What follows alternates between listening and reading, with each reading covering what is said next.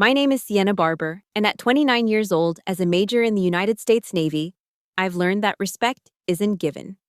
It's earned. But on my wedding day, standing in a historic chapel in Charleston, my own father decided to strip it all away. As I walked down the aisle in my service dress white uniform, I heard him whisper to my brother, just loud enough for me to hear, "Look at her. It's like she's playing dress up for Halloween. So disgraceful." My throat closed up and it felt like 1,000 shards of glass were scraping against the inside of my chest. Every sacrifice, every sleepless night in a combat operations center, every time I'd faced down danger. It was all reduced to a single, contemptuous phrase. My brother Daniel let out a smirk, that cold, familiar sound that had followed me through childhood every time I failed to please them. They had no idea I was prepared for this moment. They thought this was their show, but this stage was mine. And the play was just beginning. Let me know where you're listening from in the comments. Hit that like and subscribe button if you've ever had the people who are supposed to love you most use their words as weapons to make you feel small and worthless. I stood behind the heavy oak doors of St. Michael's Chapel in Charleston. It was a place steeped in history, a landmark of the American spirit. Late afternoon sun filtered through the stained glass windows, painting the stone floor in brilliant streaks of sapphire and ruby. The air smelled of old wood, lemon polish, and the sweet, heavy perfume of the white lilies lining the aisle. This was supposed to be a moment of peace, of sacred promise. But my heart was hammering against my ribs like a battle drum. I wasn't wearing a wedding gown. My attire was my service dress whites, the crisp, immaculate uniform of my commission. The golden oak leaf insignia of a major shone on each collar point. This wasn't an impulsive choice, it was a declaration. It was the truth of who I was. I knew that in the front pew, my father, Richard Barber, wasn't sitting as a father. He was sitting as a judge. For my entire life, he had presided over the court of my existence, and the verdict was always the same: guilty of not being my brother. Today, he was waiting for this rebellion, as he called it, to become the punchline of a joke he could tell his business partners. He was waiting for me to fail. Then the old doors groaned open. The first powerful notes from the pipe organ swelled and filled the nave, silencing the low murmur of the guests. I took my first step. Every eye turned to me. A wave of stunned silence washed over the room. I could feel their surprise, their curiosity. And out of the corner of my eye, I saw it. The tight, condescending smirk on my father's face. I kept my chin up, my gaze fixed on the altar where my fiancé, Mark, was waiting. As I drew level with the front pew, my father leaned toward my brother, Daniel. He didn't raise his voice, but in the cavernous silence of the chapel, his words cut through the air like a razor. It was a low, venomous hiss. "Look at her," he breathed, the sound thick with disdain. "It's like she's playing dress up for Halloween. So disgraceful." Daniel let out a quiet snort. It was a small sound, barely a puff of air, but to me, it echoed like a gunshot. My chest seized. The air vanished from my lungs, stolen in an instant. The world blurred at the edges, the beautiful colors of the stained glass bleeding into a meaningless smear. All that remained was his voice, his words. They weren't just words, they were poison darts, and they found their mark in the deepest, most vulnerable part of me. The phrase began to spin in my mind, drilling deeper with every turn. Disgraceful. Halloween. Disgraceful. I thought I was ready for it. In the weeks leading up to this day, I'd built walls around my heart, steeling myself for their inevitable disapproval. I'd repeated mantras to myself, affirmations of my own worth, my own strength. I'd told myself their words were just noise, the meaningless static of men who could never understand my world. But hearing it, right here, right now, felt like a fresh burn being pressed onto an old, raw scar. I felt a hot flush creep up my neck and spread across my cheeks. My first instinct was to stop, to turn, to confront him right there in front of his powerful friends. But I didn't. I'm a commanding officer. I have stood on the bridge of a destroyer in a storm, made life or death decisions in the dead of night, and looked true danger in the eye without flinching. I would not break in the face of my own father's petty cruelty. So I forced my head higher. I focused on Mark, his worried eyes searching mine from the end of the aisle. His gaze was my only lighthouse in the storm, a steady beam of love and acceptance in a sea of judgment. I tried to hold on to it, to let it pull me to safety. But even as I fixed my eyes on him, the echo of my father's words kept ricocheting inside my skull. Disgraceful. Disgraceful. Every step I took on that aisle, scattered with white rose petals, felt like I was treading on the shattered pieces of my own history. With each footfall, a memory splintered.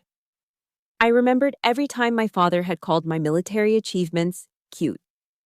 Every time he'd waved away a story about one of my deployments to listen, captivated, as Daniel bragged about a stock deal. I remembered every holiday dinner where my service was treated as a strange, slightly embarrassing hobby, while Daniel's career in finance was celebrated as the family legacy. The whisper today wasn't a singular attack. It was the climax of a lifelong war, a quiet, brutal campaign against my spirit that he had waged since I was a little girl, who dared to choose a different path. A war in which, in his eyes, I was always, always the losing side. And so, as I finally reached the altar and took Mark's hand, my mind wasn't really there. The scent of the lilies, the solemn face of the minister, the weight of Mark's hand in mine. It all faded into the background. I had been pulled away, dragged back in time by the undertow of that single, venomous whisper. I was no longer in a sun-drenched chapel in Charleston. I was being pulled back to a cold Christmas night years ago, where this wound first began to bleed. It was Christmas, 3 years ago. The memory is sharp, cold, and clear, like a shard of ice in my mind.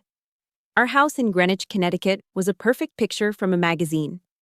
Every surface of the sprawling colonial was draped in tasteful, expensive decorations. A fire crackled merrily in the grand marble fireplace, casting a warm, dancing glow on the polished hardwood floors. The air was thick with the rich, comforting smells of roasted turkey, sage stuffing, and my mother's famous pumpkin pie. It was a scene of perfect, manufactured holiday cheer. And as always, my father sat at the head of the long, formal dining table like a king on his throne. And my brother, Daniel, was the crown prince, the star of the evening. He was holding court, regaling my parents with a story about a multi-million-dollar deal he'd just closed. He spoke with the easy, unchecked arrogance of a man who had never known failure, his voice booming with self-satisfaction. My parents hung on his every word, their faces beaming with a pride so blatant it was almost blinding. I just sat there, nursing a glass of Cabernet, feeling utterly invisible. I had just returned home after a 6-month deployment in the Persian Gulf.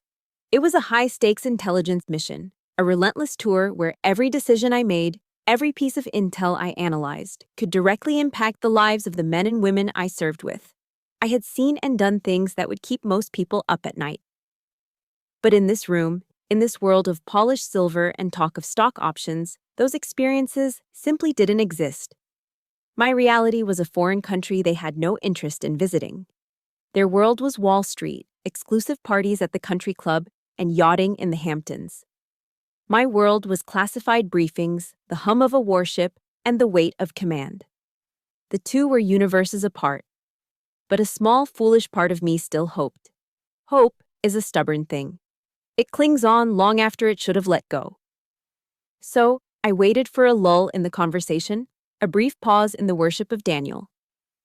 When it came, I cleared my throat and took a breath, marshaling all my courage. "Dad," I said, my voice coming out softer, more hesitant than I'd intended. "I was awarded the Navy Commendation Medal." The table fell silent. My father turned to look at me, his eyes narrowing slightly, as if I had just started speaking in a language he didn't understand. The proud smile he'd had for Daniel vanished, replaced by a cool, appraising stare. "Oh," he said finally, the single word dripping with indifference. "That's nice, dear. Good for you." He then immediately turned his attention back to Daniel, his face breaking into a broad, genuine smile once more. "Speaking of awards," he boomed, "Daniel won his golf tournament at the club last week. You should see the trophy. A real beauty. My brother leaned back in his chair, a smug smirk spreading across his face. It's just a plastic thing, Dad, he said, waving a dismissive hand. Probably not as pretty as Sienna's. Nice little ribbon. The table erupted in laughter. Not cruel laughter, but the easy, thoughtless laughter of people who were in on a joke I would never understand. And in that moment, the laughter felt more brutal than any shout. My medal. My Navy Commendation Medal. An honor that represented months of tireless work in a hostile environment. An honor that represented leadership and meritorious service. It had just been compared to a cheap plastic trophy and dismissed as a nice little ribbon. It was no longer a symbol of my sacrifice. It was a toy, a trinket. An insignificant little thing that couldn't possibly compare to the glories of the Greenwich Country Club. The taste of turkey and gravy turned to ash in my mouth. That night, sleep was impossible. The laughter from the dinner table echoed in my ears. I lay in my childhood bed, staring at the ceiling, feeling the familiar, crushing weight of loneliness. Desperate for a lifeline, for just one person to understand, I called my mother. I hoped to find some comfort, a small piece of solidarity. Mom, why is he like that? Why does he always do that? I asked, my voice cracking as I fought to hold back a sob. There was a long, weary sigh on the other end of the line. It was a sound I knew well. It was the sound of surrender. Oh, Sienna, you know your father, she said, her voice placating, tired. He just worries about you. He just wants to see you settled. You know, a good husband, a life close to home. This career of yours, it's all just so foreign to him. He doesn't understand it. The word settled landed like a prison sentence. It meant giving up who I was. It meant abandoning the career, the life, the identity I'd fought tooth and nail to build for myself. It meant becoming a person they could understand, a person they could control. And my mother wasn't defending me. She wasn't standing with me. She was standing on the side of peace and quiet, on the side of not rocking the boat. And in that battle, I was completely on my own. If you've ever felt like you had to fight your battles completely alone, even within your own family, support this story with a like, and just type the word alone in the comments so I know I'm not the only one. I hung up the phone without another word and walked to the window. Outside, thick, silent snowflakes were blanketing the perfectly manicured lawns of Greenwich. It was beautiful, serene, and felt as cold and remote as my own heart. And in that moment, staring out at the falling snow, a painful truth finally crystallized inside me. I would never, ever get the approval I so desperately craved from them. Seeking it was as pointless as trying to find warmth from a statue of ice. Something inside me died that night. It was the little girl who had always looked for a pat on the head from her father, the young woman who had hoped that one day one of her accomplishments would finally be enough. She was gone. But in her place, something else was born. Something harder, colder, and infinitely stronger, a resolve of pure, unyielding steel. If they couldn't see my worth, then I would build a life so full of it that they wouldn't be able to ignore it. I was done fighting for their acceptance. From now on, I was fighting for me. The day my parents dropped me off at the gates of the Naval Academy in Annapolis, Maryland, is etched into my memory. It wasn't a warm, tearful goodbye. My father didn't hug me. He offered his hand, and his grip was firm, brief, and cold as stone. "Don't embarrass us, Sienna," he said, his voice low and final. My mother cried, but they weren't the tears of a mother heartbroken to be leaving her daughter. They were the thin, anxious tears of a woman worried about what the neighbors back in Greenwich would say. Then the sleek, black sedan pulled away from the curb, leaving me standing alone on the historic grounds with my single, olive-drab duffel bag at my feet. A profound, chilling loneliness washed over me. I was an island. Before I even had a moment to process it, a towering upperclassman with a jawline that looked like it was carved from granite got an inch from my face. "Move it, plebe!" he screamed, his voice like a thunderclap. There was no time for sadness. There was no transition. My old life was over. My war had begun. They call the first year at the academy plebe year, and it is, in every sense of the word, hell on earth. It was a systematic dismantling of everything I thought I was. We were woken up at 5 a.m. by bells and screaming. Every single day was a brutal, relentless assault on our physical and mental limits. We ran until our lungs burned, did push-ups until our arms gave out, and navigated obstacle courses that left us bruised and caked in mud. Shouting was the primary form of communication. We were taught to be invisible, to speak only when spoken to, and to move with a speed and purpose I never knew I possessed. Every part of me ached, all the time. My muscles were in a constant state of screaming protest. I was perpetually exhausted, running on a cocktail of caffeine and sheer, stubborn will. I learned to eat a full meal in 5 minutes, to sleep in any spare moment I could find, and to iron my uniform with such precision that you could cut yourself on the creases. It was a world designed to break you, to strip away your identity and rebuild you as part of a machine. It was the hardest thing I had ever done. One evening, after a particularly grueling day of training in the muddy, rain-soaked fields, I dragged my exhausted body back to my dorm room. I was covered in grime, my muscles felt like shredded meat, and all I wanted was to collapse onto my perfectly made bed. The phone rang. It was my mother. For a fleeting, foolish second, my heart lifted. I pictured a few words of encouragement, a simple, "How are you holding up, honey?" Instead, her voice was bubbly, impossibly cheerful, like she was calling from another planet. "Sienna, darling, I have the most wonderful news," she chirped. "Daniel just graduated from Yale, and your father is rewarding him with a 2-month tour of Europe. Isn't that just marvelous? Your brother is so brilliant." I stood there in the middle of my stark, sterile room, my boots leaving muddy prints on the floor, my body aching with a fatigue that went bone deep, and I listened. I listened to her talk about the 5-star hotels in Paris, the art museums in Florence, the lavish parties Daniel would be attending. She never once asked if I was okay. She never asked how my day was. In that moment, the injustice of it all felt like a cold, heavy stone lodging itself in my throat. Our paths, our sacrifices, were so grotesquely different they couldn't even be compared.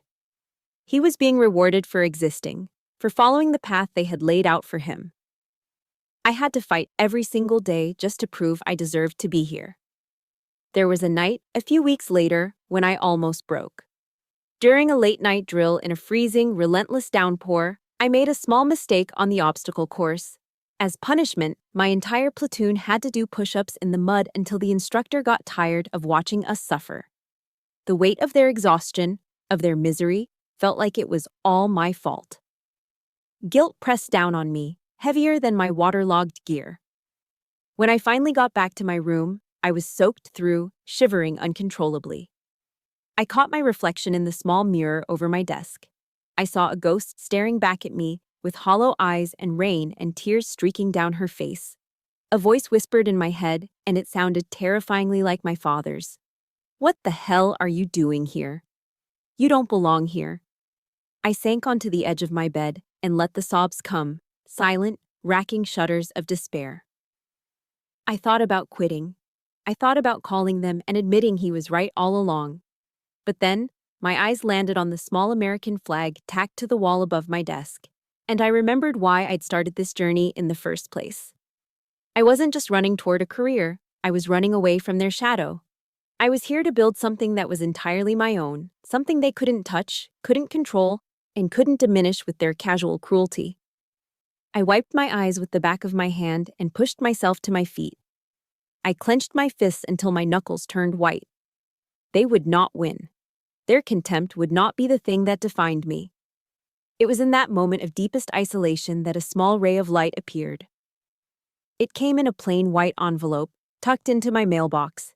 It was a letter from a man named Dave Miller. He was a few years older than me, a prior enlisted sailor who had come to the academy after years of experience in the fleet. We had met briefly during a summer training exercise. His letter wasn't fancy. There were no flowery words. It was just a few simple lines written in a strong, steady hand. It said, "Sienna, plebe year is always the hardest. Don't let the bastards get you down. I saw you on the course this summer. You have what it takes to be a leader. Keep pushing. That was it. Just a few simple sentences. But those words carried more weight, more genuine validation than every hollow compliment I had ever received from my family. It was recognition from a peer, from a fellow warrior who understood the fight. That simple, handwritten note became my talisman. I read it until I had it memorized. It was a promise that I wasn't entirely alone. It was a reminder that out there, beyond the gilded cage of Greenwich, another kind of family was waiting for me. A family forged not in blood, but in shared struggle and mutual respect. Master Chief Petty Officer David "Dave" Miller was unlike anyone I had ever known. He was what the Navy calls a plank owner, a salt-of-the-earth sailor who had been with a ship since its commissioning. He had a face like a weathered map, etched with lines that told stories of deployments I could only read about, and eyes that had seen far too much. When I first took command as a young, green-as-grass major, he was tough on me. He was formal, exacting, and watched my every move with a critical eye. But I soon realized that beneath the gruff, old-school exterior was a fierce, protective loyalty, and a genuine desire to see me succeed. He never offered me empty praise. Instead, he would pull me aside after a briefing and point out my mistakes with a bluntness that was both jarring and incredibly valuable. "Major," he told me once, his voice a low, gravelly rumble. "Your decision was sound, but your delivery was hesitant. Your people need certainty from their commander, not an apology." Coming from him, that advice was worth more than any degree. He didn't care that I was a woman or that I was years younger than him. He cared about competence. He was teaching me how to lead not by rank, but by earning respect. That respect became a lifeline one year when I pulled duty over Thanksgiving. I was stationed at Naval Station Norfolk in Virginia, and the holiday fell right in the middle of a critical readiness inspection. Going home was out of the question. I made the obligatory call back to Greenwich. My mother answered, and after I explained I wouldn't be there, she just sighed and said, "Oh, what a shame. The family will miss you." Then, without missing a beat, her voice brightened as she quickly changed the subject. "Daniel is having the most wonderful time, by the way. He's on a ski trip in Aspen with his friends from the firm." I hung up the phone, a familiar hollow ache spreading through my chest. I stared at the sterile, gray walls of my office on the base. I imagined them in Greenwich, the warm glow of the fireplace, the clinking of wine glasses, and I felt a million miles away. I resigned myself to a quiet, lonely holiday. My Thanksgiving dinner, I figured, would be a Salisbury steak from a frozen meal tray, heated up in the break room microwave. That evening, I was finishing up some paperwork when one of my junior officers poked his head in. "Major, Master Chief Miller needs you in the common room for a minute." Wearily, I pushed my chair back and headed down the hall, expecting some last-minute issue with the inspection schedule. But when I pushed open the door to the common room, the lights flipped on. Surprise! The entire room was filled with my unit. At least 30 sailors, all of them smiling, were packed into the space. The long tables were covered in plastic tablecloths and laden with food. Dave Miller stood in the center of it all, a huge grin on his face. Beside him was his wife Mary, a warm, kind woman with laughter in her eyes, holding a massive roasting pan. The incredible mouth-watering scent of roast turkey, gravy, and sage filled the air. There was a mountain of creamy mashed potatoes, green bean casserole with crispy onions on top, and a bowl of rich, homemade cranberry sauce. Mary bustled over and wrapped me in a tight, motherly hug. She smelled like cinnamon and vanilla. "No one should be alone on Thanksgiving, honey," she whispered in my ear. I was speechless. A lump formed in my throat, so thick I couldn't swallow. We all squeezed around the tables, a motley crew of sailors far from home, passing plates and sharing stories and laughing. There was no judgment in that room, no comparisons. No one was trying to impress anyone. It was just easy. It was warm.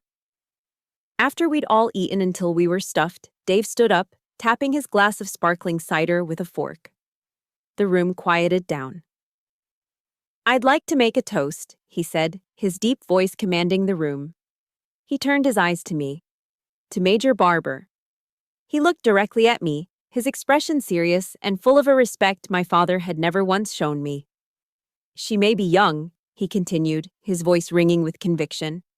But she is one of the finest, sharpest, and bravest officers I have ever had the honor of serving under. We are all proud to call her our commander. The room erupted in a chorus of hoo-yahs and applause. And in that moment, I cried. The walls I had so carefully built around my heart just crumbled. They weren't tears of sadness or self-pity. They were tears of overwhelming, bone-deep gratitude. For the first time in my life, I felt like I truly belonged somewhere. This was family. This chaotic, loud, loving group of people. They didn't value me for who I was trying to be, or for what I could do for their reputation. They respected me for who I was. The party wound down in a comfortable, happy haze. As I was helping Mary pack up the leftovers, my phone buzzed in my pocket. I pulled it out. The name on the screen made the warmth in my chest instantly turn to ice. Richard Barber. I hesitated, my thumb hovering over the screen.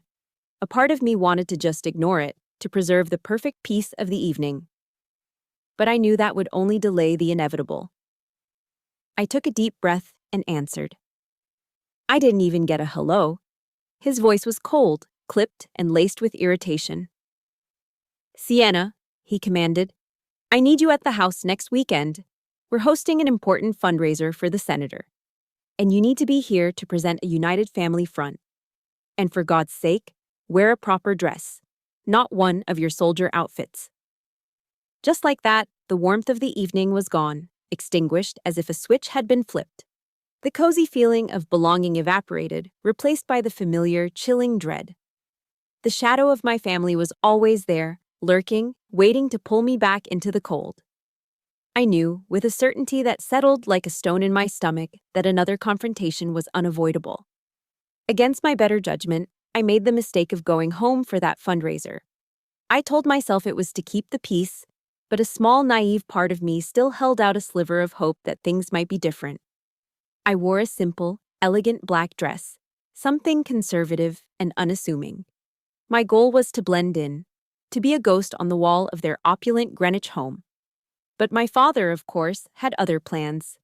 The house was overflowing with the powerful and the influential. Men in expensive suits and women dripping with diamonds mingled under the light of crystal chandeliers, their laughter echoing off the high ceilings.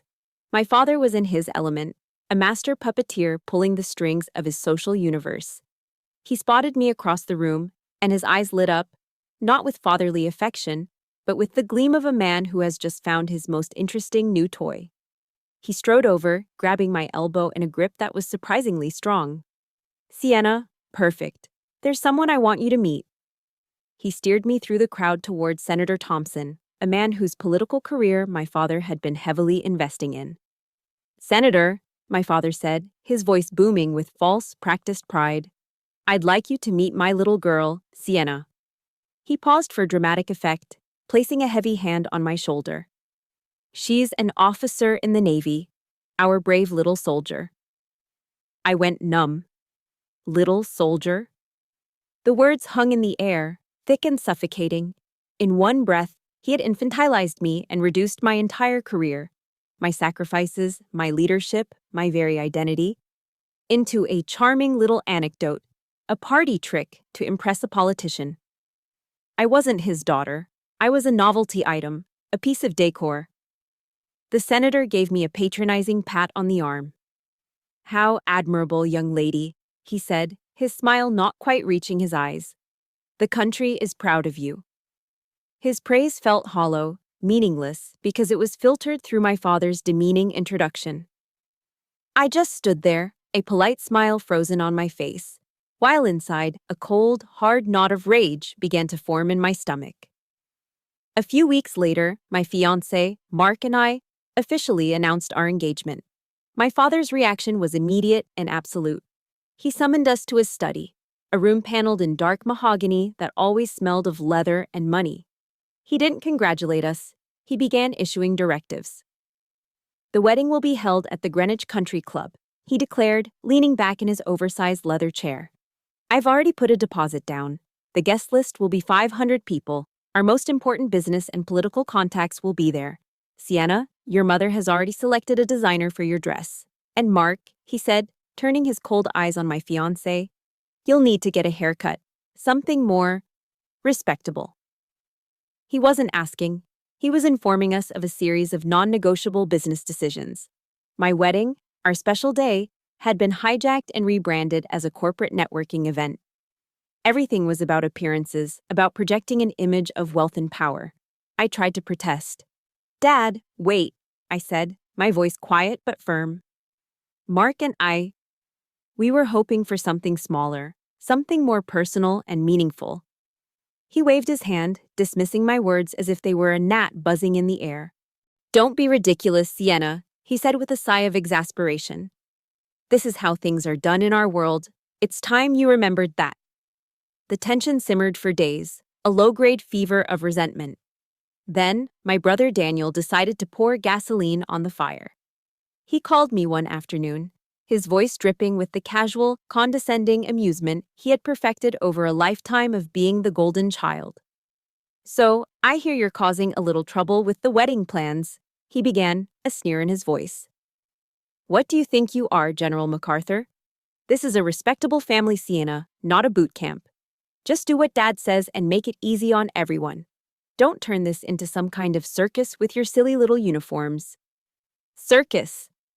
The word hit me like a physical slap.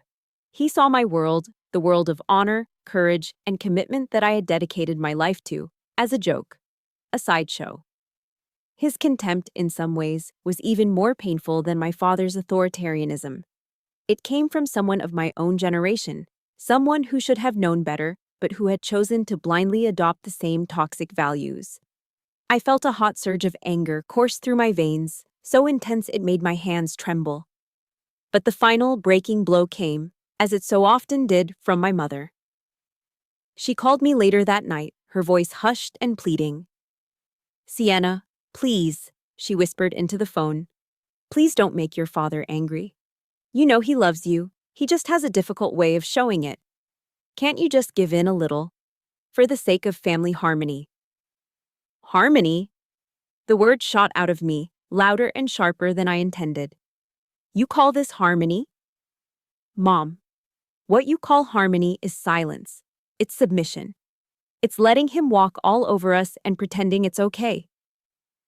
The silence on the other end of the line was her answer. It was a silence filled with years of capitulation, of choosing the easy path over the right one. And in that silence, I finally, truly understood. They were never going to change. They would spend the rest of their lives trying to cram me into a box I didn't fit in, a box that would suffocate me. A strange, cold calm washed over me. The trembling stopped. The hot rage cooled into something solid and clear. I took a deep breath. "I'm sorry, Mom," I said, and my voice was perfectly steady, without a trace of the storm that had been raging inside me. "But I'm not going to do that." And I hung up the phone. The soft click as the call disconnected was the loudest sound I had ever heard. It was the sound of a lock breaking. It was the sound of a chain snapping. The water had reached the top of the dam, and now it had finally, irrevocably, spilled over. The game was over. The true explosion, the one that incinerated every last shred of daughterly duty left in my soul, arrived not as a shout, but as a quiet, chillingly professional email. It landed in my inbox a day after I hung up on my mother. The subject line was cold and corporate. Regarding wedding arrangements. It was from my father. And he had carbon copied the family's attorney. I opened it, my heart beginning to pound a hard, frantic rhythm against my ribs. The body of the email was not a message from a father to a daughter. It was a list of directives, formatted like a legal document. The venue, the guest list, the attire, even the approved menu choices. It was a declaration of ownership over my life. And then I saw the final paragraph. The words were so cold, so transactional, they seemed to burn through the screen. "Compliance with these reasonable requests will be considered a demonstration of your respect for this family," he had written. "Any deviation from this plan may force me to reconsider future financial support and inheritance provisions." That was it. It wasn't a suggestion. It wasn't an olive branch. It was a threat, a piece of black and white blackmail. He was using money, the only language he truly understood, to buy my obedience. He was putting a price tag on my silence. He was telling me that my place in this family was not a birthright, but a contract I had to sign with my submission. I threw my phone onto the bed as if it were on fire. My hands were shaking, not with fear, but with a rage so pure and white-hot it felt like it was going to consume me. Mark walked into the room, took one look at my face, and was by my side in an instant, his arms wrapping around me. "Sienna, what is it? What happened?" I couldn't speak. I just pointed a trembling finger at the phone. He picked it up, his eyes scanning the email. I watched his face change. His jaw tightened and a muscle feathered along his cheek. When he finished, he put the phone down gently, his eyes filled with a dark, protective fire I had never seen before. "That son of a bitch," he whispered, the words a low, dangerous growl. He pulled me closer. "I am so sorry you have to deal with this, my love." I pulled back, shaking my head, looking up at him with tears of fury spilling down my cheeks. "No," I said, my voice raw and cracking. "No, I'm not dealing with this anymore. I'm done, Mark. I am done. I have spent my entire life trying to be the person they wanted me to be, trying to win a game that was rigged from the start, and it was never enough. I'm finished." He looked deep into my eyes, his own gaze unwavering and solid as bedrock. "So what are we going to do, worries?" he asked, his voice calm and steady. He said, "We." And in that one word, I felt the strength of 1,000 armies. "We," I said, a fierce wild resolve hardening my voice, "are going to fight." That night, after Mark had fallen asleep, I couldn't rest. I walked into our spare room and took out my service dress white uniform. I put it on, piece by piece, the familiar ritual a calming balm on my raging thoughts. I stood in front of the full-length mirror and looked at my reflection. I didn't see a little soldier or a disobedient daughter. I saw a major in the United States Navy. My eyes traced the colorful ribbons on my chest. Each one told a story. The Navy Commendation Medal from that Christmas Eve. A ribbon for service in the Persian Gulf. A unit citation for a mission where my intelligence analysis saved lives. These weren't trinkets. They were covenants, earned with sweat and sleepless nights and the sacred trust of the men and women I led. I was forged in the crucible of Annapolis. I had faced down threats in hostile waters. I had commanded hundreds of sailors who would trust me with their lives. So why in God's name was I letting two men in a mansion in Connecticut dictate my worth? A new kind of anger rose within me. It wasn't the hot, chaotic rage from before. It was a clean, cold fire, a focused, strategic fury. The kind of anger that gets things done.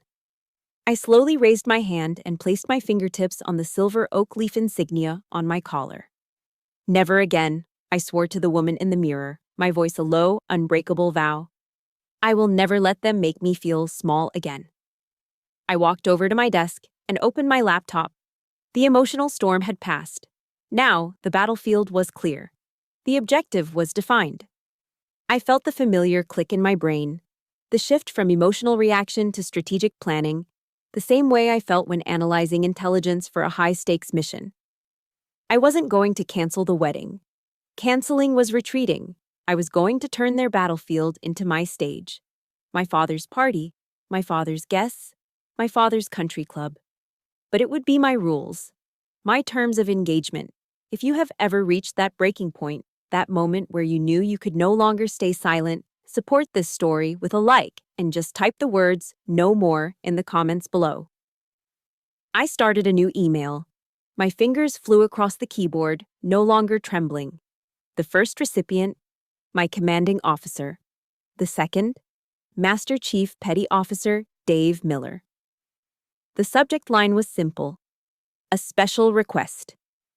They wanted a show. In the days that followed, our small apartment in Charleston transformed. The cozy living room, once a place for quiet evenings with books and shared cups of tea, became a makeshift command center. The emotional storm had passed, leaving behind a cold, clear, and focused calm. The anger was still there, but it was no longer a wildfire. It was a controlled burn. A fuel source I could channel. Mark, my steadfast, incredible Mark, was my second in command. We spread a blueprint of St. Michael's Chapel and a floor plan of the reception hall across our dining room table. It felt as familiar and as focused as any pre-mission briefing I had ever led. All right, I said, tapping a point on the chapel diagram. Phase 1 is seating. My father will have his guests, his investors, his political allies, his entire world, seated in the first 10 rows on the right side of the aisle. The groom's side. And the bride's side? Mark asked, a small determined smile playing on his lips. The bride's side, I confirmed, will be a sea of white and blue. We'll reserve the first 10 rows on the left exclusively for military personnel. It creates a clear visual divide, two opposing forces. Mark nodded, already taking notes on a legal pad. I'll coordinate with the wedding planner. I'll tell her it's a military tradition. She won't question it. What about the honor guard? My finger moved to a small antechamber near the main entrance on the blueprint. They'll muster here, out of sight. They don't move until the right moment. This isn't just about presence, it's about timing and psychological impact. They are the reveal. This wasn't about revenge anymore. It was about strategy. It was about taking the skills the Navy had taught me: analysis, planning, precision, and using them to win the most important battle of my life. For the linchpin of the plan, I knew I needed someone I could trust implicitly, someone who understood command, respect, and loyalty, not as abstract concepts, but as a way of life. I needed Dave Miller. I called him on a video chat that evening. He answered from his living room, looking relaxed in a worn-out Navy PT shirt. In the background, I could see his little girl, a whirlwind of pink and pigtails, chasing their golden retriever around the couch. It was a picture of the warm, normal family life I craved. I didn't waste time with emotional explanations or a long, rambling story of my family's cruelty. I knew he wouldn't need it. I spoke to him as his commanding officer, laying out the operational details with concise, professional language. Master Chief, I began, I have an off-the-books request. I need an honor guard of 6 sailors for my wedding ceremony. And I need you to be the one to call the command. This is an unofficial detail, but it is of the utmost importance to me personally. He watched me through the screen, his weathered face impassive, his eyes holding a depth of understanding that was unnerving. He didn't ask, why? He didn't ask if I was okay. He just listened. When I was finished, he was silent for a long moment, the only sound being the faint laughter of his daughter in the background. Then he looked directly into the camera, and his voice was as firm and steady as an anchor chain. Major, he said, we'll be there. We always have our commander's back. You just give us the time and the place. Tears pricked my eyes, but I blinked them back. This was what true loyalty looked like. This was the unwavering support my family, with all their money and influence, could never comprehend. Thank you, Dave, I whispered. Thank you. The next phase of the operation was assembling the troops. Over the following days, I sent out carefully worded, subtly coded invitations to my closest and most trusted colleagues from every stage of my career. The message didn't speak of a confrontation. It didn't hint at the drama. It simply said, your presence in your service dress whites would be the most meaningful wedding gift Mark and I could ever ask for. The responses were immediate and overwhelming. Consider it done, Major. Happy to be there for you. For you, anything. One by one, the confirmations rolled in. Lieutenants, commanders, enlisted sailors, and fellow officers I had served with from Norfolk to the Persian Gulf. Nearly 150 men and women confirmed they would be there. They weren't just coming to a wedding. They understood the subtext. They were coming to stand in solidarity. Each yes was another brick in the fortress wall being built around me. My father had his money and his power brokers. I had an army. The hours leading up to the ceremony were a blur of surreal calm. I was in the bridal suite of the chapel, a beautiful sunlit room with antique furniture. My service dress white uniform was hanging pristine and ready, the gold buttons gleaming. As predicted, the final volley of psychological warfare from my family arrived via text. A message from my father. I trust you won't make a spectacle of yourself with that ridiculous costume. Followed by one from Daniel. Don't embarrass us in front of the senator. Try to look like a normal person for once. I read the messages, and for the first time, they had no power. They didn't sting. They didn't even register as an insult. They were just noise. Static from a distant, irrelevant world. I had a plan. I had my allies. I was no longer the little girl starving for a crumb of their approval. I was a commander about to step onto a battlefield of my own choosing. I carefully pinned my last ribbon, the Navy Commendation Medal, onto my chest. I took a long, slow, deep breath, centering myself. And from outside the thick wooden doors of the suite, I heard the first, deep, resonant notes of the organ begin to play. It was time. The stage was set. The heavy oak doors swung open, and I stepped across the threshold. The scene before me was exactly as I had designed it, a battlefield, drawn with perfect clarity. To my right was my father's world, a glittering sea of expensive suits, silk dresses, and perfectly coiffed hair. The air on that side of the aisle hummed with the low murmur of money and influence, a chorus of whispered comments and self-satisfied smiles. To my left was my world, a silent, disciplined ocean of service dress whites and blues, straight backs, steady gazes, and a profound collective stillness that seemed to absorb the very sound from the air. The two worlds sat facing each other, separated by the white rose petals scattered on the stone floor, an invisible line of demarcation drawn down the center of the chapel. I saw my father in the front row. He caught my eye and gave me a condescending smirk, a final, silent dismissal. He still didn't get it. He looked at the 150 service members on my side and saw nothing but props for my little act of rebellion. A spectacle that would only make me look more ridiculous in his world. He couldn't understand that they weren't guests. They were living, breathing evidence of a life he refused to see. They were my truth.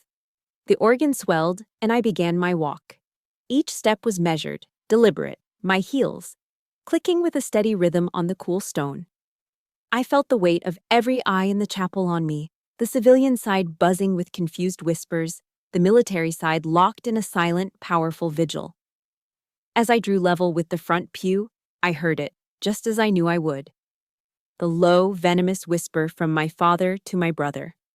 Look at her. A Halloween costume at her own wedding. What an embarrassment. And then, Daniel's quiet, dismissive snort of laughter. This time, the words didn't pierce me. They didn't even scratch the surface. This time, they were nothing but fuel. I kept my chin high, my gaze locked on Mark, who stood waiting for me at the altar, his eyes a beacon of unwavering love and support in the storm. This was it, the moment of ignition. When I reached the halfway point down the aisle, the designated point on our battle map, the plan was set into motion. Master Chief Dave Miller, seated in the first row on my left, rose to his feet. He didn't just stand up. It was a single, explosive motion. A spring-loaded release of energy that was both silent and deafening. Every head in the chapel snapped towards him. The low hum of chatter from my father's side died instantly. A complete, absolute silence fell over the room, so thick you could feel it pressing in on you. And into that perfect vacuum-sealed silence, Dave Miller's voice erupted. It was not a yell. It was a command, a voice forged on the noisy decks of aircraft carriers and honed in the chaos of combat. A voice that cut through the air with the force of a shockwave. Ladies and gentlemen, Major Barber is present. The reaction was instantaneous. It wasn't a series of individual movements. It was a single, unified, biological response. A tidal wave of white and blue. 150 service members shot to their feet as one. The sound of 300 military dress shoes hitting the stone floor at the exact same millisecond was not a noise. It was a physical event. A single, sharp, percussive crack that sounded like a rifle shot, echoing off the stone walls and high vaulted ceiling. It was the thunderclap of disciplined respect. In the ringing silence that followed, dozens of hands snapped up in perfect, crisp salutes. a silent forest of white-gloved hands held rigid, a testament to an honor my father's world could not comprehend. My father's empire shattered in that moment. His guests were frozen, their faces a gallery of slack-jawed, wide-eyed disbelief. The senator, the man he was so desperate to impress, looked utterly stunned. My mother's hand flew to her mouth, her face drained of all color. The smug smirk on Daniel's face evaporated, replaced by a mask of pure, uncomprehending confusion. But my eyes, my focus, were locked on one person. My father. His face was a masterpiece of collapse. I watched, in what felt like slow motion, as the layers of his arrogance were stripped away. The condescending smirk vanished first, replaced by disbelief. Disbelief melted into shock. Shock curdled into a dawning, horrified realization. And finally, all that was left was the raw, naked awareness of his own defeat. He wasn't looking at his little soldier playing dress-up anymore. He was looking at a commander. He was a witness to a form of power his money could not buy, his influence could not command, and his mind could not process. For the first time in my life, my father, Richard Barber, the titan of investment banking, looked small. He just sat there, pinned to his seat by the sheer weight of the respect his daughter had earned, a respect he had never once offered her. He sat there, silenced, defeated not by an argument or a shout, but by a truth so powerful it needed no words. I reached the altar and took Mark's hand. His grip was firm, his eyes shining with pride. The battle was over. I had won. And as I turned to face the minister, the chapel was still wrapped in a blanket of stunned, absolute silence. The ceremony ended, but the silence lingered. It followed us from the chapel to the reception hall at the country club, a thick, heavy blanket of astonishment that muted the celebratory music and the clinking of glasses. The high adrenaline of the confrontation had faded, leaving behind a strange, hollow ringing in my ears.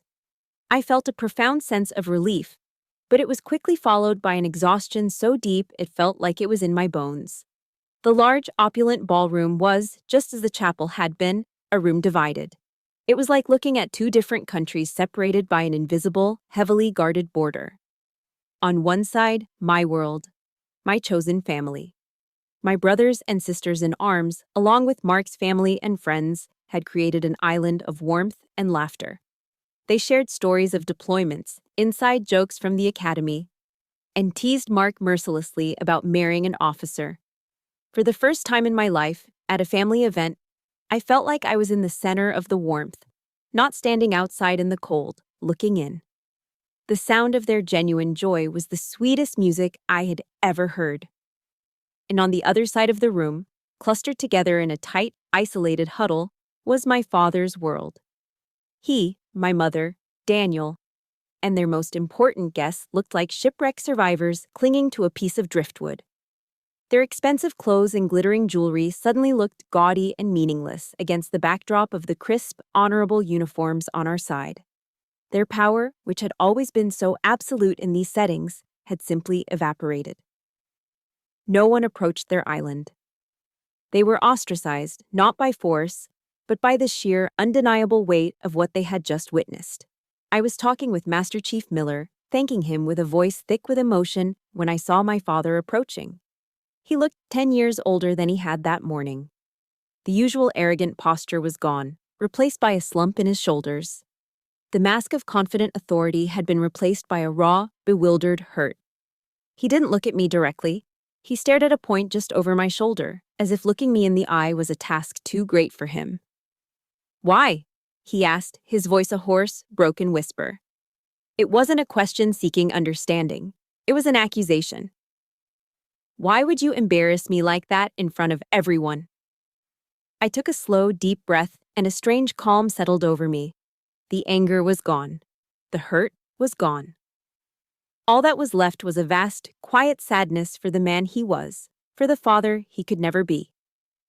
"I didn't embarrass you, Dad," I replied, my voice gentle, but firm. "I was just myself, maybe for the very first time in front of you. And I'm not going to apologize for that anymore." He finally looked at me then, truly looked at me. But there was no flicker of recognition in his eyes, no dawning comprehension.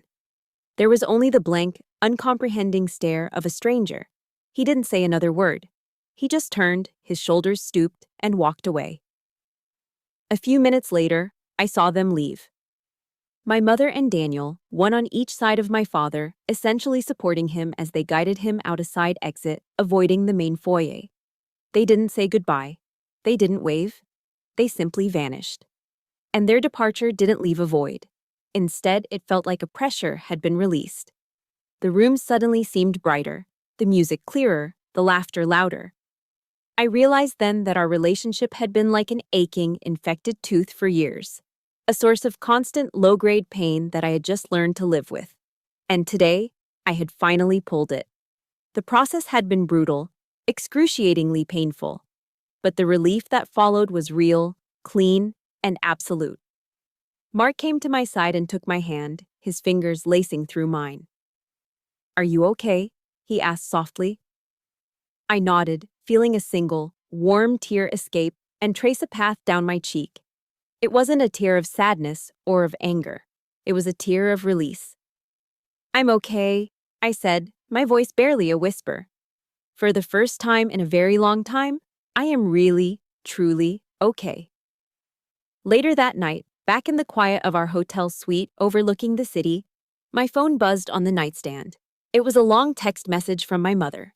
It was a masterpiece of passive-aggressive guilt, a long, rambling paragraph filled with phrases like, "After all we've done for you," and "Your father is devastated," and ending with a desperate plea for me to think about what you've done to this family. I read the words and felt the familiar, weary exhaustion begin to creep back in. The endless cycle of blame, of manipulation, of making me responsible for their feelings. But this time, something was different. I didn't feel the urge to defend myself. I didn't feel the need to argue. I didn't feel anything but a quiet, final resolve. Without hesitating, I opened my contacts. I found my mother's name and tapped block. I did the same for my father, and then for Daniel. It wasn't an act of anger. It was an act of self-preservation. It was the final, necessary step. The door, which had been left cracked open for a lifetime, was now closed and locked. I stood by the window, looking out at the glittering lights of Charleston spread out below. A chapter of my life, a long, painful chapter defined by their shadow, had just ended. And a new one, a chapter whose words I'd yet to write, whose story would be entirely my own, was just about to begin. 5 years. Sometimes it feels like a lifetime, other times the blink of an eye. 5 years since that day in the chapel in Charleston. I am Lieutenant Commander Sienna Barber Davis now, in command of an intelligence squadron based out of San Diego, California. The heavy, humid air of the East Coast has been replaced by the dry, sun-baked warmth of the Pacific. Mark and I have a 4-year-old daughter, a bright, fierce little girl with my eyes and a stubborn chin. Her name is Eleanor. We live in a small, unassuming house in a quiet neighborhood where the sound of kids playing on the street is more common than the roar of expensive sports cars. Our life isn't always easy. There are long deployments, sleepless nights spent worrying, the constant juggle of 2 demanding careers and a child. But it is ours. It is a life built on a foundation of respect, partnership, and open conversation. Our home is filled with laughter, the smell of Mark's questionable attempts at baking, and the beautiful, chaotic mess of a life being truly lived. I no longer have any contact with my biological family. The blocked numbers remain blocked. Sometimes, usually in the quiet moments late at night, a ghost of a feeling will surface. A flicker of sadness. A fleeting ache for what could have been. For the family you see in holiday movies. But it passes as quickly as it comes, always replaced by an overwhelming wave of gratitude for the profound, unshakable peace I fought so hard to win. My definition of family has been completely rewritten. It's a definition forged in choice, not obligation. Family is Dave and Mary Miller, who fly out from Virginia twice a year and insist our daughter call them Grandpa Dave and Grandma Mary. Family is the handful of squadron mates who crowd into our small living room for Thanksgiving and Christmas, bringing side dishes and bad jokes, creating a warm, boisterous home for those of us who can't be with the ones we left behind. It's our next-door neighbors, a retired Marine and his wife, who watch Eleanor at a moment's notice whenever one of us gets an unexpected duty call. These are the people connected to me, not by blood, but by something far stronger. Choice. They choose to be in our lives, and we choose them. Their love is unconditional, free of the silent, crushing weight of expectation and judgment. One afternoon, I was in my office, conducting a standard performance review with a young ensign, fresh out of the academy. She was brilliant, dedicated, one of the sharpest young officers I'd seen, but she always carried a shadow of anxiety in her eyes. As we wrapped up the official business, she hesitated. "Ma'am," she began, her voice quiet, "can I ask you something personal?" I nodded. "My family. They don't get this life. They think I'm wasting my education.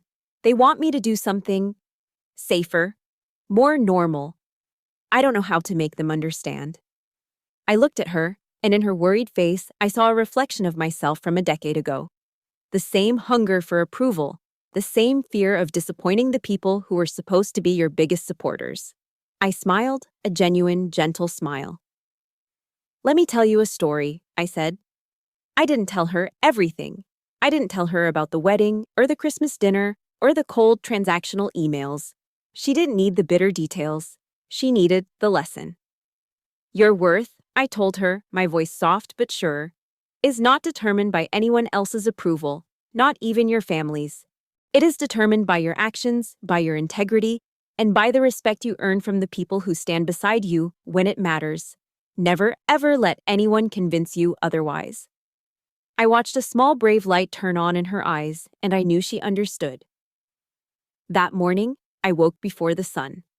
I slipped out of bed, leaving Mark and Eleanor sleeping peacefully, and drove to Coronado Beach. I walked along the shore, the cool, damp sand beneath my bare feet.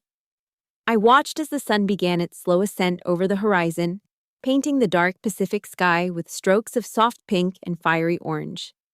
I stood there, breathing in the clean, salt-tinged air, and thought about the word legacy. For most of my life, I believed legacy was what my father would leave behind. A name on a building, a portfolio of stocks, a reputation built on power and control. But I was wrong. Legacy wasn't something you left behind. It was something you lived right now. Legacy was the sound of my daughter's laughter echoing in our small house. It was the unwavering trust in my husband's eyes. It was the quiet pride I felt seeing a young officer stand a little taller, a little stronger, because of a lesson I had shared. Legacy was this moment. This peace in my soul. This love I had built from the ground up. This strength to stand on the edge of the continent, look out at the endless ocean, and say, "This is me." And as the first warm rays of the new day touched my face, I knew, with a certainty that filled every part of my being, that I was finally, completely, and irrevocably free. And that is my story. It was a difficult journey, but it taught me that true freedom isn't the absence of scars. It's building a life you love around them. We all have the power to break cycles, define our own families, and choose our own legacy. I'd be honored to hear what that word means to you. Please share just one word in the comments that represents the legacy you are building. Your stories make this community powerful. If my journey resonated with you, please like and subscribe to support the channel so we can continue sharing stories of resilience together.